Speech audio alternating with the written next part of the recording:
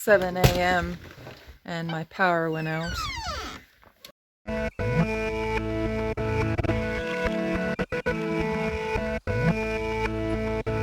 It lasted all night.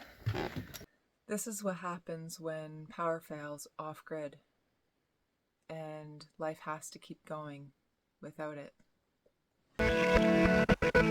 When your power fails, you don't panic. You figure out what still works.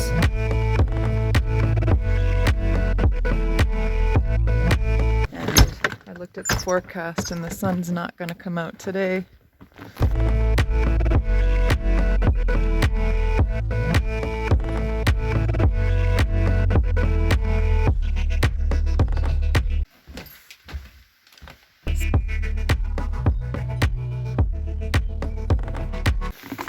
We have snow coming.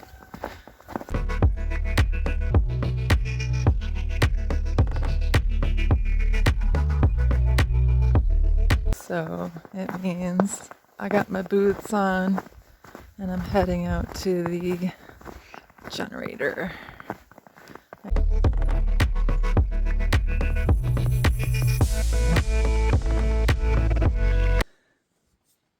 My power's out again.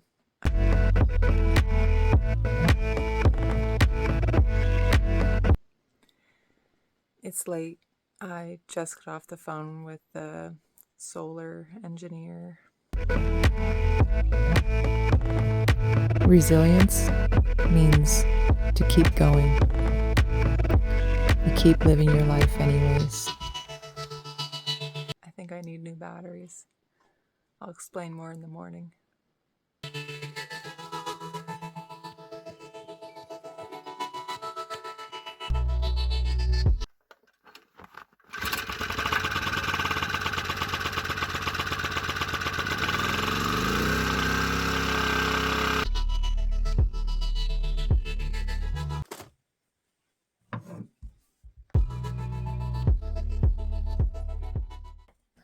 Sometimes the next right step is just to stop for a minute.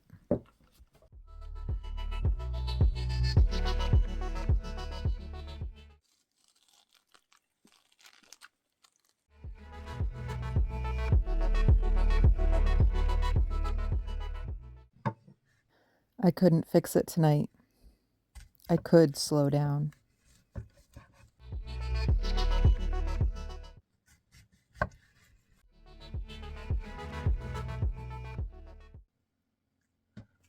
Recentering is part of resilience.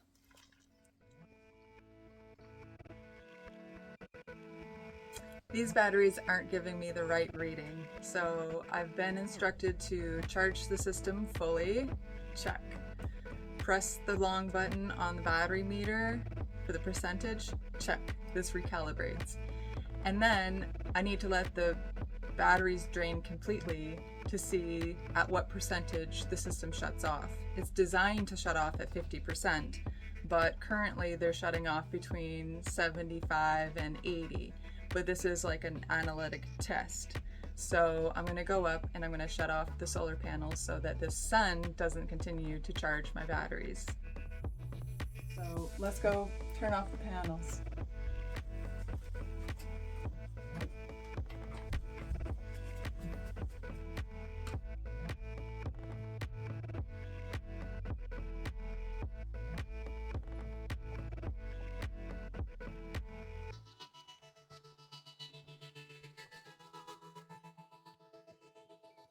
So here we are in my loft, and I'll give you a little breakdown of my system here. This is my solar panel box, so the solar power comes in, and this is where I shut off the solar panels, so I'll just do that now. And this is my charge controller. That's so that I don't overcharge my batteries.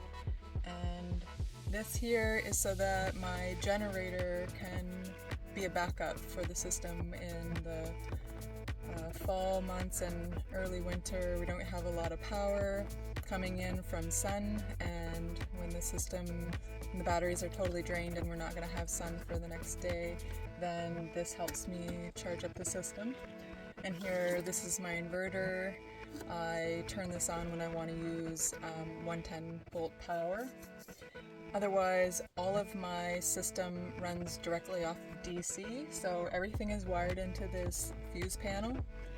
And what the issue is today, part of it, is that when I wired all of this in, I did not connect the negatives to the battery meter. And so the battery meter doesn't realize that I'm actually using this power. And so that's an issue that I need to fix long term. But for a short, quick fix, the process today is just to try and reprogram and recalibrate my system. So we're kind of doing math. I'll send this data to my solar engineer so that he can do that for me. And the other part of the issue is that my batteries are old and will need upgraded soon.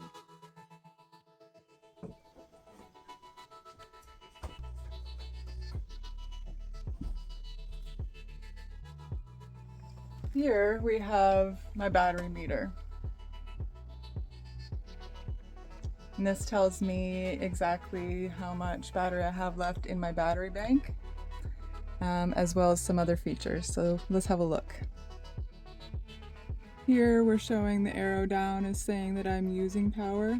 If I was gaining power, there would be a little arrow pointing up. And right now I'm at 84.1%. Pushing that button shows me my amperage. Pressing this button shows me my voltage. And we're going to let the system run down, and when the light goes out here and I don't have any power, I need to report back to my solar engineer what percent I'm at. All of this matters on a day-to-day basis because, especially this time of year when we don't get as much light, and my system is shutting off early and not realizing that I actually have a little bit more battery capacity, it means that I am running out to the generator to start it many times more than needed, and I can't anticipate when that can happen. This battery meter is designed to shut my system off at 50%. And so I should be able to look forward to, okay, I'm down to 60%, I'm going to be out of battery soon, and that way I can plan my usage, my day, and anticipate needing to go and start the generator so that I can charge them up if there's not going to be any sun.